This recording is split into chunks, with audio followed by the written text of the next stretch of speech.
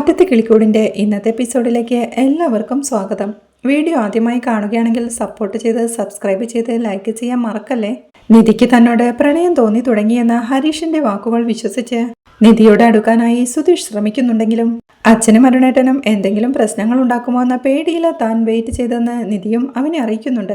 ആകെ തകർന്ന അവസ്ഥയിൽ നിൽക്കുന്ന സുധീഷിന്റെ അടുത്തേക്ക് ഹരീഷും നികേഷും എത്തി. നികേഷ് പറയുന്നുണ്ട്, ഏട്ടത്തി സുധീഷേട്ടനെ കാത്തുനിന്നതാണെന്ന് ഏട്ടനറിയാം. അപ്പൊ പിന്നെ അതിനെപ്പറ്റി ഏട്ടത്തിയോട് ചോദിക്കേണ്ട കാര്യമുണ്ടോ? ഇല്ല. അപ്പോൾ അതേപ്പറ്റി സംസാരിക്കുമ്പോൾ മനഃപൂർവ്വം ഇഷ്ടമുണ്ടാക്കാൻ വേണ്ടിയാണെന്ന് ഏട്ടത്തി കരുതില്ലേ എന്ന് നികേഷ് പറയേ, അതോടെ എന്തെങ്കിലും ഉള്ളിലുണ്ടെങ്കിൽ അത് പോയി കിട്ടുകയും ചെയ്യും എന്ന് പറഞ്ഞ് ഹരീഷ് നികേഷിനെയും വിളിച്ച് അവിടെ നിന്ന് നടന്നു നീങ്ങുകയാണ്.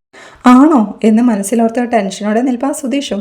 പിന്നീട് ഒരു ഇന്റർവ്യൂവിനായി നിധിയെയും കൊണ്ട് കാറിൽ പോയിക്കൊണ്ടിരിക്കുക സുധീഷ്. ഒന്നും മിണ്ടാതെ വണ്ടി ഓടിക്കുന്ന സുധീഷിനെ സംശയത്തോടെ നോക്കിക്കൊണ്ട് ഒന്നും മിണ്ടുന്നില്ലല്ലോ. ഇന്നെന്താണാവോ ഒരൊച്ചയും അനക്കമില്ലാതെ വണ്ടി ഓടിക്കുന്നത്? ഇങ്ങനെ സൈലൻസ് പതിവില്ലല്ലോ എന്നൊക്കെ മനസ്സിൽ ചിന്തിച്ച് എന്താ ഒന്നും മിണ്ടാതിരിക്കുന്നേ എന്ന് നിധി ചോദിക്കുക. ഓ ഒന്നുമില്ല എന്ന് സുധീഷ് പറയേ, സാധാരണ വളവളന്ന് പറഞ്ഞിരിക്കാറാണല്ലോ, ഇപ്പൊ മിണ്ടാട്ടം തന്നെ ഇല്ല എന്ന് നിധി ചോദിക്കേ. ഒന്നുമില്ലെന്നേ, അത് വിട് എന്ന് സുധീഷും പറയുകയാ. എന്തു പറ്റി, ദേഷ്യപ്പെട്ടിരിക്കുകയാണോ എന്ന് നിധി വീണ്ടും ചോദിക്കേ. ഇയാളോടൊക്കെ ദേഷ്യപ്പെടാൻ നമ്മളാരാ എന്ന് സുധീഷും. ഹലോ, വലിയ ഡ്രാമയൊന്നും വേണ്ട എന്ന് നിധി സ്ട്രിക്റ്റായി പറയേ. ഡ്രാമയോ, ഞാനോ എന്ന് സുധീഷും. എന്തെങ്കിലും മനസ്സിലുണ്ടെങ്കിൽ അത് പറ, സംസാരിച്ചു തീർക്കാം എന്ന് നിധി വീണ്ടും പറയേ. സംസാരിച്ചു തീർക്കാൻ ഞാൻ ഇയാളുടെ ആരുമല്ലല്ലോ എന്ന് സുധീഷും. ഓ ഇങ്ങനെ ഇറിറ്റേറ്റ് ചെയ്യല്ലേ സുധീഷേ എന്ന് നിധി പറയേ. ഇയാളെ ഇറിറ്റേറ്റ് ചെയ്യാതിരിക്കാൻ വേണ്ടിയാ ഞാൻ ഒന്നും മിണ്ടാതെ വണ്ടി ഓടിക്കുന്നത്, കേട്ടല്ലോ എന്ന് സുധീഷും. ഓ അങ്ങനെയാണോ, എന്നാ പിന്നെ വേണ്ട എന്ന് പറഞ്ഞ് കുറച്ചു സമയം മിണ്ടാതിരുന്ന് നിധി വീണ്ടും, ഹലോ പ്ലീസ്, പ്രശ്നം എന്താന്ന് വെച്ചാ പറ. രണ്ടുപേരിങ്ങനെ മിണ്ടാതെ മൗനികളായി പോകുമ്പോ എന്തോ പോലെ എന്നവൾ പറയേ. ഇയാൾക്ക് എന്നോട് ഒരു താല്പര്യമില്ലല്ലോ, പിന്നെന്തിനാ ഞാൻ സംസാരിക്കുന്നതെന്ന് സുധീഷും. എന്താ ഇപ്പോ പെട്ടെന്ന് ഇങ്ങനെയൊക്കെ സംസാരിക്കാൻ എന്ന് നിധി ചോദിക്കേ. എന്താ ഞാൻ പറഞ്ഞത് ശരിയല്ലേ? എനിക്ക് എന്തെങ്കിലും സംഭവിച്ചാൽ തന്നെ അതിനു പിന്നിൽ ഇയാളുടെ അച്ഛനും ചേട്ടനും ആയിരിക്കല്ലേ എന്ന് ഓർത്തിട്ടല്ലേ ഇന്നലെ ഉറങ്ങാതിരുന്നത്? എനിക്കെന്ത് സംഭവിച്ചാലും തനിക്കെന്താ അല്ലേ എന്ന് സുധീഷ് ചോദിക്കുന്നതുകൾക്ക് നിധിയും ടെൻഷനോടെ മിണ്ടാതിരിക്കുക. നിധിക്ക് ഫീലിംഗ് ആയത് ഒളികണ്ണിട്ട് നോക്കിക്കൊണ്ട് വീണ്ടും സുധീഷ് പറയുന്നുണ്ട്, ഞാൻ രാത്രി വൈകിട്ട് വണ്ടിയോടിക്കുന്നതിലെ ആശങ്കയില ഉറങ്ങാതിരിക്കുന്നെന്ന് കരുതിയാ ഞാൻ ചോദിച്ചത്. അപ്പോ എനിക്ക് എന്തെങ്കിലും പറ്റിയിട്ട് അതിന്റെ പഴി അച്ഛന്റെയും ചേട്ടന്റെയും മേല് വരുമോ എന്നുള്ള പേടിയില ഉറങ്ങാതിരുന്നെന്ന് ഇന്ന് രാവിലെയാ ഞാൻ അറിയുന്നത്. ഞാൻ എങ്ങനെ പോയാലും ഇയാൾക്ക് എന്താല്ലേ എന്ന് പറഞ്ഞ് സുധീഷ് വീണ്ടും നിധിയെ ഒളികണ്ണിട്ട് നോക്കിക്കൊണ്ട്, ആഹാ അപ്പൊ ഫീൽ ആവുന്നുണ്ട്, അത് കൊള്ളാം, ഇപ്പൊ ഒരു സോറി വരും, വരട്ടെ എന്ന് മനസ്സിൽ ചിന്തിച്ചവൻ നിധിയെ നോക്കിക്കൊണ്ട്, സോറി വന്നില്ലല്ലോ, റിയാക്ഷൻ എന്താണെന്ന് മനസ്സിലാവുന്നില്ലല്ലോ, ഇനി ഞാൻ പറഞ്ഞത് ഇഷ്ടമായില്ലേ ആവോ, ഇനി ഇവള് മൗനവ്രതം ആരംഭിച്ചോ, പണി പാളിയല്ലോ എന്നവൻ മനസ്സിൽ ചിന്തിക്കുക. നിധിയും പറയുന്നുണ്ട്, എന്റെ അച്ഛന്റെയും ചേട്ടന്റെയും മേലെ പഴി വരരുതെന്ന് വിചാരിച്ചിട്ടല്ല സുധീഷേ, അവര് കാരണം സുധീഷിന് എന്തെങ്കിലും പറ്റിക്കാണോ എന്നുള്ള പേടി കൊണ്ട് തന്നെയാ എനിക്ക് ഉറക്കം വരാതിരുന്നത്. എന്ത് വലിയ പ്രശ്നത്തിലൂടെയാ നമ്മൾ കടന്നുപോയത്. എന്റെ വീട്ടുകാരിങ്ങനെ പ്രതികാരം ചെയ്യുമെന്ന് ഞാൻ പ്രതീക്ഷിച്ചതേയില്ല. ഇയാള് സമയത്ത് വീട്ടിലേക്ക് വരാതിരുന്നപ്പോ അവരെന്തെങ്കിലും ചെയ്തു കാണുമോ എന്നുള്ള പേടിയായിരുന്നു എനിക്ക് എന്നവൾ പറയുന്നത് കേൾക്കെ. അപ്പോ ശരിക്കും എനിക്കെന്തെങ്കിലും സംഭവിക്കുമെന്നുള്ള പേടി കൊണ്ടായിരുന്നു ഉറങ്ങാതിരുന്നതല്ലേ എന്ന് സുധീഷും ചോദിക്കുക. അതെ, എനിക്ക് വേണ്ടി ഒരുപാട് കഷ്ടപ്പെട്ട ഒരാൾക്ക് ഞാൻ കാരണം അപകടം സംഭവിക്കാന്ന് പറഞ്ഞാ അതെനിക്ക് ഓർക്കാൻ കൂടി വയ്യ എന്നതിന് ടെൻഷനോടെ പറയേ. ഒരു ചിരിയോടെ, ശരി ശരി, ഇനി അതോർത്ത് പേടിക്കണ്ട, വിട്ടേക്കെന്ന് സുധീഷും. എനിക്ക് ഇപ്പൊ പോലും എന്റെ വീട്ടുകാരെ കുറിച്ച് ഓർക്കുമ്പോ പേടി തോന്നുക. ഇനി ഇങ്ങോട്ട് പോവാണേലും കുറച്ച് ശ്രദ്ധ വേണം കേട്ടോ എന്ന് നിധി ഓർമ്മിപ്പിക്കേ. ഒരു ചിരിയോടെ, അതൊക്കെ ഞാൻ നോക്കിക്കോളാന്നേ, അന്ന് അങ്ങനെ പറ്റിയത് അത്ര പക്കയായിട്ട് അവർ പ്ലാൻ ചെയ്തതുകൊണ്ടാ. ആ ചെട്ടിയാരുടെ നമ്പറിലേക്ക് ഞാൻ വിളിച്ചു നോക്കിയതാ, വെയിറ്റ് ചെയ്യാന്ന് അയാള് പറഞ്ഞപ്പോ ഇങ്ങനൊരു ചതി ഞാൻ പ്രതീക്ഷിച്ചില്ല എന്ന് സുധീഷ് പറയേ. വീട്ടിലേക്ക് പോകുന്നതിന് മുമ്പ് തന്നെ അച്ഛന്റെ ഉദ്ദേശത്തെക്കുറിച്ച് ഒരു സൂചന കിട്ടിയതല്ലേ എന്ന് നിധി ചോദിക്കേ. അതെ, ഇയാളുടെ അച്ഛൻ എന്നോട് ചലഞ്ച് ചെയ്തതല്ലേ എന്ന് സുധീഷും ചോദിക്കേ. പിന്നെങ്ങനെ ധൈര്യത്തിൽ വന്നു എന്ന് നിധി ചോദിക്കേ. അച്ഛന്റെയും അമ്മയുടെയും കൂടെ പഴയ നിധിയായി കഴിയാൻ ഇയാൾക്കൊരവസരം കിട്ടിയ അത് പിന്നെ ഞാനായിട്ട് മിസ്സാക്കണ്ടെന്ന് കരുതി എന്ന് സുധീഷും പറയുന്നുണ്ട്. അച്ഛൻ ചലഞ്ച് ചെയ്ത കാര്യം എന്നോട് പറഞ്ഞിരുന്നെങ്കിൽ ഞാൻ പോവാൻ പോലും കൂട്ടാക്കില്ലായിരുന്നു എന്ന് നിധി പറയേ. ഇപ്പൊ ഇതൊക്കെ പറയും, ഞാൻ അപ്പൊ പറഞ്ഞിരുന്നെങ്കിലേ ഞാൻ ഇയാളുടെ അച്ഛനെ പറ്റി നുണ പറയുകയാണെന്നും പറഞ്ഞ് എന്റെ നേരെ തല്ലിന് വന്നേനെ. എന്താ ഞാൻ പറഞ്ഞത് ശരിയല്ലേ എന്ന് സുധീഷ് ചോദിക്കുന്നുണ്ട്. അതെ, ചിലപ്പോ അങ്ങനെ പറഞ്ഞേനെ എന്ന് നിധിയും. അതാണ്, അത്രയേ ഉള്ളൂ നമ്മളുള്ള വിശ്വാസം, അതറിയുന്നോണ്ടാണ് ഞാൻ പിന്നെ എന്തെങ്കിലും ആവട്ടെ എന്ന് കരുതി മിണ്ടാതിരുന്നത് എന്ന് സുധീഷ് പറയേ. ഓക്കെ ഓക്കെ, അത് വിട്ടേക്കെന്ന് നിധിയും. അതെങ്ങനെ വിടാൻ പറ്റുമെന്ന് ചോദിച്ച് സുധീഷ് വീണ്ടും അതിനെക്കുറിച്ച് വാതോരാതെ സംസാരിച്ചുകൊണ്ടിരിക്കുക. സഹികട്ടെ നിധിയും പറയുന്നുണ്ട്, പ്ലീസ് ഒന്ന് നിർത്ത്, കുറച്ചു നേരം ഒന്ന് മിണ്ടാതിരിക്കാമോ എന്നവൾ പറയേ. എന്തുപറ്റി എന്ന് സുധീഷും. ഇങ്ങനെ നോൺ സ്റ്റോപ്പ് ആയിട്ട് സംസാരിക്കുമ്പോൾ വട്ടുപിടിക്കുന്നു എന്നവൾ ദേഷ്യത്തോടെ പറയെ സംസാരിക്കാതിരിക്കുമ്പോൾ എന്തോ പോലെ തോന്നുന്നു പറഞ്ഞിട്ട് എന്ന് സുധീഷ് ചോദിക്കെ അതിനുള്ള മറുപടി ഇങ്ങനെ വായിട്ടലയ്ക്കുന്നതാണോ? മിണ്ടാതിരിക്കുന്നതാ ഇതിലും ഭേദമെന്ന് നിധിയും. ഓ, ഞാനൊന്നും മിണ്ടാതിരുന്ന എന്താ മിണ്ടാതിരിക്കുന്നു എന്നായി ചോദ്യം. മിണ്ടാൻ തുടങ്ങിയാലോ എന്തിനാ മിണ്ടുന്നു എന്നായി അടുത്ത ചോദ്യം. ഇയാൾ ആള് കൊള്ളാം കേട്ടോ, ഞാൻ ഇനി ഒന്നും മിണ്ടുന്നില്ല, പോരെ, സമാധാനമായില്ലേ എന്ന് ചോദിച്ച് സുധീഷ് ഒന്നും മിണ്ടാതെ ഡ്രൈവ് ചെയ്തുകൊണ്ടിരിക്കുക. അങ്ങനെ അവർ ഇന്റർവ്യൂ നടക്കുന്ന കമ്പനിയിലെത്തി കാർ നിർത്തുമ്പോഴേക്കും ഇറങ്ങുവാണേ എന്ന് നിധി പറയുന്നുണ്ടെങ്കിലും സുധീഷ് അത് മൈൻഡ് ചെയ്യാതെ ഒന്നും മിണ്ടാതിരിപ്പാ. അത് കാണാൻ നിധിയും ഹലോ എന്ന് വിളിക്കേ ഞാൻ മിണ്ടുന്നത് പ്രശ്നമാണല്ലോ, അപ്പൊ ഒന്നും മിണ്ടാതിരുന്നതാണെന്ന് സുധീഷ് പറയേ. ആ, അത് നന്നായി, ഞാൻ ഇറങ്ങുവാ ശരിയെന്ന് പറഞ്ഞ് നിധി കാറിന്റെ ഡോർ തുറന്നിറങ്ങുക. സുധീഷ് എന്തോ പറയാനായി ശ്രമിക്കുന്നുണ്ടെങ്കിലും നിധി അവനെ മൈൻഡ് ചെയ്യാതെ കാറിന്റെ ഡോർ അടച്ച് നടന്നു നീങ്ങുമ്പോഴേക്കും പോയിട്ട് വരാന്ന് ഒരു വാക്കുപോലും പറഞ്ഞില്ലല്ലോ എന്ന് പറഞ്ഞ് അവൾ പോകുന്നത് നോക്കി ഇരിപ്പാ സുധീഷും. നിധി ആ കമ്പനിയിലേക്ക് കയറി അവിടെയുള്ള ഒരു സ്റ്റാഫിനോട് ഹലോ, ഐ എം നിധി, ഒരു ഇന്റർവ്യൂ ഉണ്ടായിരുന്നു എന്ന് പറയേ അപ്പോയിന്റ്മെന്റ് ഉണ്ടോ എന്നവളും. അപ്പോയിന്റ്മെന്റോ? എന്നോട് രാവിലെ 10 മണിക്ക് ഇന്റർവ്യൂവിന് എത്താൻ പറഞ്ഞു എന്ന് നിധി ടെൻഷനോടെ പറയേ. കൂൾ കൂൾ, ഫോൺ വിളിച്ച് പറഞ്ഞതല്ലേ, അപ്പൊ അതാ അപ്പോയിന്റ്മെന്റ് എന്നവളും പറയുക. ഐ എം ദിവ്യ, ഇരിക്കെ, ഞാനേ സാറിനോട് ചോദിക്കട്ടെ എന്ന് പറഞ്ഞവൾ സാറിന്റെ ക്യാബിനിലേക്ക് പോകുമ്പോഴേക്കും നിധിയും അവിടെയുള്ള ചെയറിലോട്ട് ഇരിപ്പാം. പിന്നീട് ദിവ്യ നിധിയുടെ അരികിലേക്ക് എത്തി. നിധി പൊയ്ക്കോളൂ, നേരെ പോയാൽ അറ്റത്ത് കാണുന്നതാ MD-യുടെ ക്യാബിൻ, എന്നാ ചെന്നോളൂ എന്ന് പറയേ നിധിയും MD-യെ കാണാനായി പോവുകയാ. അവൾ ചെന്ന് ഡോർ തുറന്ന് excuse me sir, may I come in എന്ന് ചോദിക്കെ എസ് പ്ലീസ് എന്ന് സാറും. അവൾ സന്തോഷത്തോടെ അങ്ങോട്ട് ചെല്ലുമ്പോഴേക്കും പ്ലീസ് ബി സീറ്റഡ് എന്ന് സാർ പറയുന്നുണ്ട്. ഓക്കെ എന്ന് പറഞ്ഞ് അവൾ ആ സീറ്റിൽ ഇരിക്കുമ്പോഴേക്കും നിധിയല്ലേ എന്ന് സാറും ചോദിക്കുക. അതെ സാർ എന്ന് നിധി പറയേ. സാറും ചിരിയോടെ സാറെന്നൊന്നും വിളിക്കണ്ട, എനിക്കത്രയും പ്രായമൊന്നും ആയിട്ടില്ലെന്ന് പറയുന്നു. സാർ അവളെ തന്നെ നോക്കിയിരിക്കെ നിധിയും ആകെ നെർവസായി ചുറ്റും നോക്കുന്നത് കാണേ സാറും ചോദിക്കുന്നുണ്ട്. എടോ, എന്താ ഇത്ര നെർവസ് ആവുന്നേ? ഞാനൊന്നും ചോദിച്ചില്ലല്ലോ എന്ന്. ഫ്രീ ആയിട്ടിരിക്കെ, ജസ്റ്റ് റിലാക്സ് എന്ന് പറഞ്ഞ് നിധിയോട് ഫയൽ ചോദിക്കുമ്പോഴേക്കും അവൾ അവളുടെ ഫയൽ കൈമാറുകയാണ്. സാർ അവളുടെ സർട്ടിഫിക്കറ്റ് എല്ലാം മറിച്ചു നോക്കിക്കൊണ്ട് ചിരിയോടെ അവളെ ഒന്ന് നോക്കിക്കൊണ്ട് ചോദിക്കുക, ഗോൾഡ് മെഡലൊക്കെ വാങ്ങിയിട്ടുണ്ടല്ലോ, ഇതാണ് നിധിയുടെ ഫസ്റ്റ് ജോബ് അല്ലേ എന്ന് ചോദിക്കേ. അതെ എന്ന് നിധിയും. ആക്ച്വലി ഇതൊരു സ്റ്റാർട്ടപ്പാണ്, ഞാനും എൻ്റെ ഒരു ഫ്രണ്ട് സിദ്ധാർത്ഥും കൂടിയാ ഇത് ആരംഭിച്ചത്. ഇവിടെ യൂഷ്വൽ കമ്പനി റൂൾസ് ഒന്നുമില്ല, വർക്ക് ടുഗദർ എന്ന് പറഞ്ഞ് അവളുടെ ഫയൽ തിരികെ നൽകിക്കൊണ്ട് സോ ഇത് നിങ്ങളുടെ ഫസ്റ്റ് ജോബ്, കാര്യങ്ങൾ നന്നായി മനസ്സിലാക്കണം, പരിശ്രമിക്കണം. പഠനം കഴിഞ്ഞ് ഒരാൾ ജോലിയിലേക്ക് വരുമ്പോൾ ഒരുപാട് ഡ്രീംസ് ഉണ്ടാവും, അതൊക്കെ നേടാനുള്ള ഒരു തുടക്കമാവട്ടെ.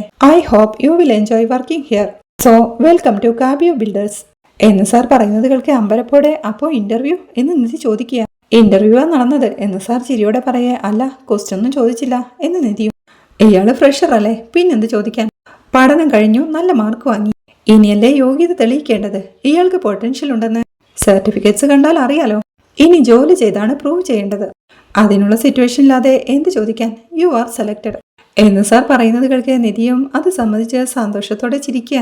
പിന്നെ ഇവിടെ പേ സ്കെയിൽ കുറച്ച് കുറവായിരിക്കും, ഫ്രഷേഴ്സിന് ഞങ്ങൾ ഫിക്സ് ചെയ്തിട്ടുള്ളത് മന്ത്ലി 20,000. പിന്നെ നന്നായി പെർഫോം ചെയ്ത ഉറപ്പായും അപ്രൈസലും ഇൻക്രിമെന്റും ഉണ്ടാവും. ജോയിനിങ് ഡേറ്റ് അറിയിച്ച് മെയിൽ വരും, please wait for the mail എന്ന് സാർ പറയേ. താങ്ക് യു സാർ എന്ന് ചിരിയോടെ നിധി.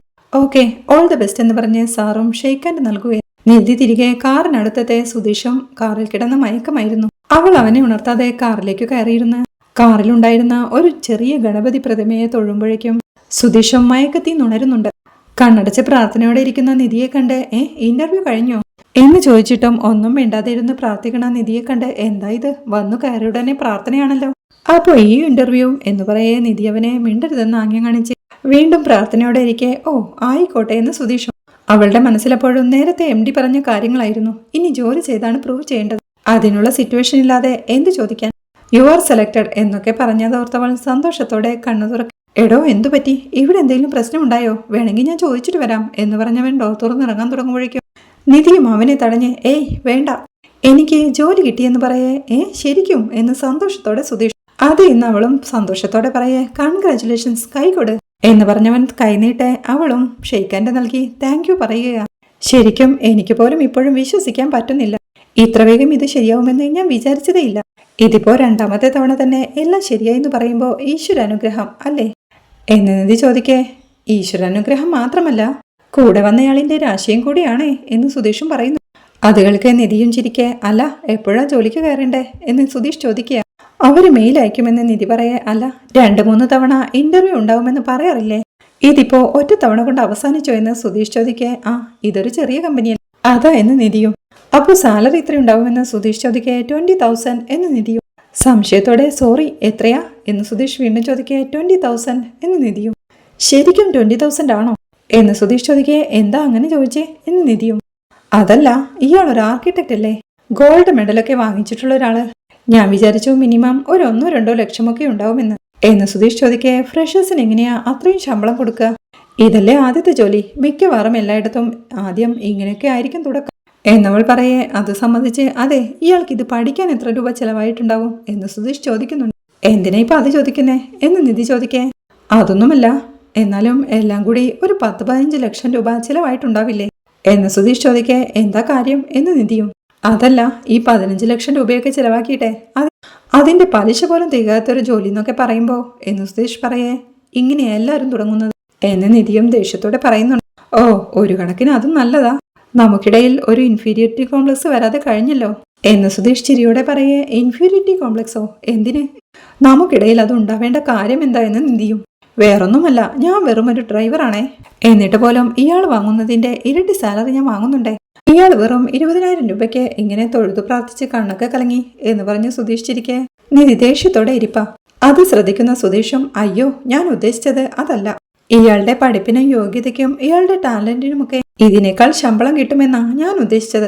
ശരിക്കും എന്ന് സുധീഷ് പറയേ. നിധിയും ദേഷ്യത്തോടെ ഇത് സ്റ്റാർട്ടിംഗ് സാലറിയാ, കമ്പനി ഇനിയും വലുതാവുമ്പോൾ സാലറിയും കൂടും, എല്ലാ വർഷവും അപ്രൈസലും ഇൻക്രിമെന്റും ഉണ്ടാവും എന്നവൾ പറയേ. അത് സമ്മതിച്ചുകൊണ്ട് ഓക്കെ ഇയാൾക്ക് കൂടുതൽ ശമ്പളം കിട്ടിയാ എനിക്ക് സന്തോഷമേ ഉള്ളൂ, എന്ന് നമുക്ക് പോവല്ലേ എന്ന് ദേഷ്യത്തോടെ ഇരിക്കുന്ന അവളോടായി ചോദിക്കുന്നുണ്ട്. അവൾ ദേഷ്യത്തോടെ ഒന്നും മിണ്ടാതെ ഇരിക്കുന്നത് കണ്ട് ഓ വേണ്ടായിരുന്നു എന്ന് മനസ്സിൽ പറഞ്ഞ് നിധി നമുക്ക് പോവാം എന്ന് ചോദിക്കുന്നുണ്ട്. നിധി ദേഷ്യത്തോടെ അവനെന്ന് നോക്കിക്കൊണ്ട് ഒന്ന് മൂളുമ്പോഴേക്കും അവനും കാറുമെടുത്ത് പോവുകയാ. യാത്രക്കിടയിൽ അവളുടെ ദേഷ്യമെല്ലാം മാറിയത് കാണേ സുധീഷും പറയുന്നുണ്ട്.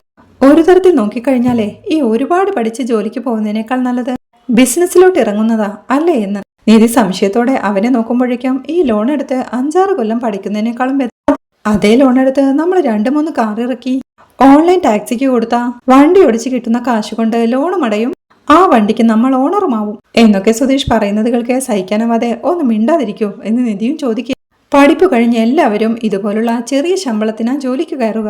1-2 കൊല്ലം കൊണ്ട് അപ്രൈസലും ഇൻക്രിമെന്റും ഒക്കെ കഴിയുമ്പോൾ നിങ്ങളെക്കാൾ കൂടുതൽ ശമ്പളം കിട്ടും. പിന്നെ ഒരു ജോലി എന്നത് ശമ്പളം മാത്രമല്ലല്ലോ, അതുണ്ടാക്കുന്ന സ്റ്റാറ്റസ് കൂടിയല്ലേ എന്നവൾ പറയുന്നത് കേൾക്കെ. അയ്യോ, ഇനി ഈ റൂട്ട് മാറ്റുന്നതാ നല്ലത്, അല്ലെങ്കിൽ സംസാരിച്ച് വഷളാവും എന്ന് സുധീഷും മനസ്സിൽ പറയുന്നുണ്ട്. സുധീഷും വിഷയം മാറ്റി ഒരു ചിരിയോടെ അതെ എത്ര പെട്ടെന്ന് അയാൾക്ക് ജോലി കിട്ടിയത് അല്ലേ, ഇതിപ്പോ 2ാമത്തെ കമ്പനിയിലല്ലേ ഇന്റർവ്യൂവിന് പോകുന്നത്, അപ്പോഴേക്കും ജോലി കിട്ടിയില്ലേ, അത് നിസ്സാര കാര്യമാന്നാ. എത്രയോ പേര് പുറത്ത് ജോലി കിട്ടാതെ നടക്കുന്നുണ്ടെന്നറിയോ. അവിടെയാണ് നിധി ഓ കൺഗ്രാറ്റുലേഷൻസ് എന്ന് പറഞ്ഞവൻ കൈ നീട്ടുന്നുണ്ടെങ്കിൽ നിധി അവന്റെ ആ കൈയിലേക്കും മുഖത്തേക്കും മാറി മാറി നോക്കി. തൽക്കാലം വായടച്ച് നേരെ നോക്കി വണ്ടി ഓടിക്ക് എന്ന് പറയേ അവനും ഒരു ചമ്മലോടെ കൈ പിൻവലിച്ച് ഒത്തില്ല എന്ന് പറയുന്നുണ്ട്. അവിടെ വർക്ക്ഷോപ്പിൽ ജോലിയിലായിരുന്നു ഹരീഷും ചന്തുവും ടിറ്റോയുമെല്ലാം. അതിനിടയിൽ റോഡിലൂടെ നടന്നു വരുന്ന നിധുവിനെ കണ്ട് ടിറ്റോ ചന്തുവിനോടായി പറയുന്നുണ്ട്. ഡാ ചന്തുവേ നോക്കിയെന്ന്. അത് കേൾക്കെ ഹരീഷും അങ്ങോട്ട് നോക്കുമ്പോഴേക്കും നടന്നു വരുന്ന നീതുവിനെ കണ്ട് ദൈവമേ എന്ന് പറഞ്ഞ് ഞെട്ടിപ്പിടിഞ്ഞെഴുന്നേറ്റ് ചന്തു ഞാൻ പോയിട്ട് വരാവേ എന്ന് പറയേ. എവിടെ പോണ് എന്ന് ചന്തു. അല്ല ജോണേട്ടന്റെ വണ്ടി ഡെലിവറി ചെയ്യണ്ടേ എന്ന് ഹരീഷ് ചോദിക്കേ. ജോണേട്ടന്റെ വണ്ടിയൊക്കെ രാത്രി കൊടുത്ത് നിങ്ങൾ ഇത് ശരിയാക്കെന്ന് ചന്തുവും. ആണോ, എന്നാ ഞാൻ പോയിട്ട് ഒരു ചായ കുടിച്ചിട്ട് വരാമെന്ന് ഹരീഷ് പറയേ. അത് വേണ്ട, പണി ചെയ്യുന്ന ചന്തുവും. ഇതെന്താ ഓഫീസ് ജോലിയോ, 11 മണിക്ക് തന്നെ ചായ കുടിക്കാതിരിക്കാൻ എന്ന് പറഞ്ഞവൻ പോവാൻ തുടങ്ങുമ്പോഴേക്കും ടിറ്റു അവനെ അവിടെ പിടിച്ചു നിർത്തിക്കൊണ്ട് അവിടെ നില്ല്, ആ കുട്ടി ഇങ്ങ് വന്നോട്ട് എന്ന് പറയേ. ചന്തുവും ചോദിക്കുന്നുണ്ട് അവളെ പേടിച്ചാണോ ഹരീഷേട്ടന്റെ ഒളിച്ചോട്ടം എന്ന്. ഓടെ ഞാനോ എന്ന് ഹരീഷ് ചോദിക്കേ. എന്നാ പിന്നെ അവിടെ ഇരിക്കേ എന്ന് ടിറ്റോയും. ഞാൻ ജോലി ചെയ്യുന്ന വർക്ക്ഷോപ്പിലെ എനിക്കിരിക്കാൻ ആരുടെയും അവകാശം വേണ്ട എന്ന് പറഞ്ഞവൻ വീണ്ടും പണി ചെയ്യാൻ തുടങ്ങുമ്പോഴേക്കും ആ കുട്ടി ഒന്ന് ഇങ്ങോട്ട് വന്നോട്ടെ എന്ന് പറഞ്ഞല്ലേ ഉള്ളൂ എന്ന് ചന്തുവും പറയുന്നുണ്ട്. അപ്പോഴേക്കും നീതു അങ്ങോട്ട് വന്ന് അവന്റെ മുന്നിൽ ഒരു ചെയർ വലിച്ചിട്ടിരിക്കുക. അവളെ മൈൻഡ് ചെയ്യാതെ അവൻ പണി ചെയ്യുമ്പോഴേക്കും നീതുവും തന്റെ ബാഗിൽ നിന്ന് ഒരു സ്നാക്സിന്റെ കവർ എടുത്ത് പൊട്ടിച്ച് ചന്തുവിനും ടിറ്റോയ്ക്കും എല്ലാം നൽകി ഹരീഷിന് നേരെയും നീട്ടുന്നുണ്ട്. അവൻ അത് മൈൻഡ് ചെയ്യാതെ വീണ്ടും പണി ചെയ്യുമ്പോഴേക്കും എടുക്കുന്നുണ്ടോ ഇല്ലയോ, ഇത്രയും വലിയ പ്രോബ്ലത്തിൽ പെട്ടിട്ടും എന്നോട് ഹൈഡ് ചെയ്തുകൊണ്ടല്ലേ ഞാൻ അങ്ങനെയൊക്കെ മെസ്സേജ് അയച്ചത് എന്നവൾ പറയേ. പാതിരാത്രിയിൽ എന്തു വേണമെന്നറിയാതെ നെട്ടോട്ടമോളും ഞാൻ പിന്നെ വിശദീകരിക്കാൻ നിൽക്കണോ എന്ന് ഹരീഷും. ഒരു ഇഷ്യൂ ഉണ്ട് പിന്നെ പറയാന്ന് പറഞ്ഞൂടായിരുന്നോ എന്നവൾ ചോദിക്കേ. അപ്പോ എന്താ ഇഷ്യൂ എന്ന് ചോദിച്ചാവും. അടുത്ത കോള് എന്ന് ഹരീഷും. രാവിലെ വിളിക്കാന്ന് ഞാൻ പറഞ്ഞതല്ലേ, നീ കേട്ടോ എന്നവൻ ചോദിക്കേ ശരി എന്നോട് കടയിൽ വന്നപ്പോഴെങ്കിലും പറയാമായിരുന്നല്ലോ എന്ന് നീതു. അതിനെനിക്ക് സമയം കിട്ടിയോ? വന്നപ്പോ തുടങ്ങിയില്ലേ നിന്റെ മെക്കിട്ട് കയറ്റം എന്നവൻ ചോദിക്കേ ശരി, ദാറ്റ്സ് ചാപ്റ്റർ ഈസ് ക്ലോസ്ഡ്. നിധിയേട്ടത്തി പറഞ്ഞപ്പോഴാ ഞാൻ കാര്യങ്ങൾ മനസ്സിലാക്കിയത്. ഞാൻ വഴക്ക് പിൻവലിച്ചു. എനിക്ക് ദേഷ്യമിട്ട് ഇരിക്കാൻ വയ്യ. ദേ ജസ്റ്റ് മൂവ് ഓൺ, ഓക്കെ എന്നവൾ പറയേ. കാര്യം മനസ്സിലാവാതെ അമ്പരപ്പോടെ അവളെ നോക്കി വായുമ്പോൾ ചിരിപ്പാ ഹരീഷു. നമുക്ക് വീണ്ടും പഴയ പോലെ ആവാന്നേ എന്നവൾ പറയേ. അപ്പൊ ഇനിയും ഫോൺ ടോർച്ചർ തുടരും എന്നല്ലേ നീ പറയണേ എന്ന് Harish. Let me control it man. പക്ഷെ ശബ്ദം കേൾക്കാൻ തോന്നുമ്പോഴൊക്കെ ഞാൻ വിളിക്കും. അതിപ്പോ എപ്പോ കേൾക്കണമെന്നൊന്നും എനിക്ക് നേരത്തെ പറയാൻ പറ്റില്ല. എന്താ Tito, what is your opinion എന്നവൾ ചോദിക്കേ. സി വൈക്കോടിച്ചങ്ങ് പോയിക്കോ, ബാക്കി നമുക്ക് പവർ ആക്കാമെന്നേ എന്ന് ടിറ്റോയും. ഹരീഷേ അപ്പോസിറ്റ്, ഇത് നിനക്ക് തോന്നുമ്പോ കഴിച്ചോ എന്ന് പറഞ്ഞ് ആ സ്നാക്കിന്റെ കവർ സ്കൂട്ടിയിൽ വെച്ച് ഞാൻ രാത്രി വിളിക്കാമെന്ന് പറഞ്ഞ് നീതു എഴുന്നേറ്റ് പോവുകയാ. ബ്രോ തിന്നുന്നില്ലേ എന്ന് ടിറ്റോയും വിളിച്ചു ചോദിക്കേ. അവൻ സന്തോഷത്തോടെ ആ സ്നാക്ക് എടുത്ത് കഴിക്കാൻ തുടങ്ങുമ്പോഴേക്കും നീതു വീണ്ടും തിരികെ വന്ന് ഒരു ചിരിയോടെ അവനെ നോക്കിക്കൊണ്ട് ഗുഡ് ബോയ് എന്ന് പറയുകയാണ്. അവനൊരു ചമ്മലോടെ ഇരിക്കുമ്പോഴേക്കും അവളും ചിരിയോടെ ബൈ പറഞ്ഞു പോവുകയാ. സന്തോഷത്തോടെ അവളെ നോക്കിയിരിക്കുന്ന ഹരീഷിനെ കാണിക്കുന്നിടത്താണ് ഈ എപ്പിസോഡ് അവസാനിക്കുന്നത്. പടക്കം പൊട്ടിച്ച് ആഘോഷമാക്കി നിധിയെ ഓഫീസിലേക്ക് യാത്രയാക്കുന്നതാണ് നാളത്തെ എപ്പിസോഡിലെ വിശേഷങ്ങൾ. വീഡിയോ ഇഷ്ടമായാൽ സപ്പോർട്ട് ചെയ്ത് സബ്സ്ക്രൈബ് ചെയ്ത് ലൈക്ക് ചെയ്യാൻ മറക്കല്ലേ.